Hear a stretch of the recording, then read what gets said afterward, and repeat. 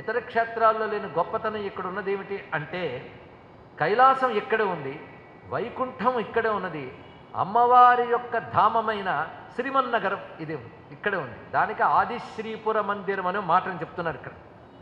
పైగా దీనికి తైజస క్షేత్రం, భాస్కర క్షేత్రం, సత్యవ్రత క్షేత్రం అని 3 పేర్లు. కాంచీకి ఎన్ని పేర్లు ఉన్నాయో చూడండి. ఇక్కడ తైజస క్షేత్రం అని ఎందుకంటారంటే బిల వృక్ష విమానాంకే క్షేత్రం తైజసం ఉచ్యతే. తైజస క్షేత్రం అని దేన్ని అనాలి? ఇలా ఒక్కొక్క దానికి ఒక ప్రత్యేకం ఉందండి. దీన్ని బట్టి తెలిస్తే కాంచీపురం అంటే మన భారతదేశంలో ఉన్నటువంటి ఒక ల్యాండు అనుకుంటే అంతకంటే అవివేకం లేదు. ఎన్ని రహస్యాలు ఉన్నాయో కాంచీపురంలో. అయితే సాధారణంగా టూరిస్టులకి తెలియబడదు, సాధకులు శోధనా దృష్టితో పెడితే తెలుస్తుంది. అందుకే సాధకులకి శోధకులకి తెలియబడే మహాక్షేత్రం కాంచీ. ఇక్కడ బిలము ప్రధానంగా ఉంటుంది అన్నారు. అమ్మవారి గర్భాలయం క్రింద ఒక మహాబిలం ఉంది. మహాబిలం గురించి మనం ఇదివరకు కామాక్షి గురించి చెప్పిన ప్రవచనాల్లో విస్తారంగా మనం చెప్పుకోవడం జరిగింది. ఇక్కడ ప్రస్తావించట్లేదు, కానీ అది బిలం. ఈ బిలము మన శరీరంలో మూలాధారం నుంచి సహస్రారం వరకు ఉన్న స్థానం అనే చెప్పబడుతుంది.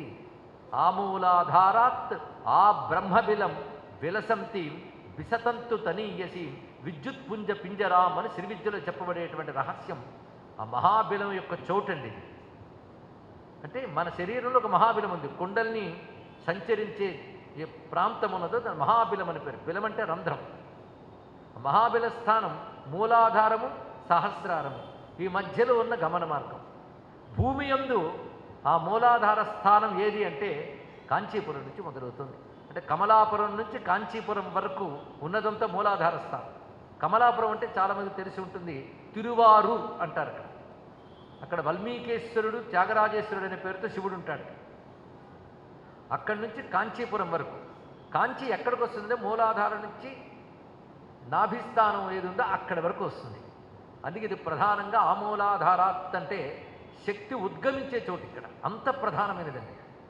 ఆ మహాబిలం పైనే అమ్మవారు దేవతలకు ఆదేశించి ఓంకార మండపం పైన శ్రీచక్ర విధానంతో పూజ పొందిన తర్వాత తన దివ్యమంగళ విగ్రహాన్ని సాక్షాత్కరింపజేసింది. ఆ స్వరూపమే నేడు మనం కాంచీపురంలో కామాక్షి మాతగా దర్శిస్తూ ఉన్నామని కామాక్షి విలాసం చెప్తున్నది. అందుకు ఒక బిలం ఉంది, వృక్షం ఉంది.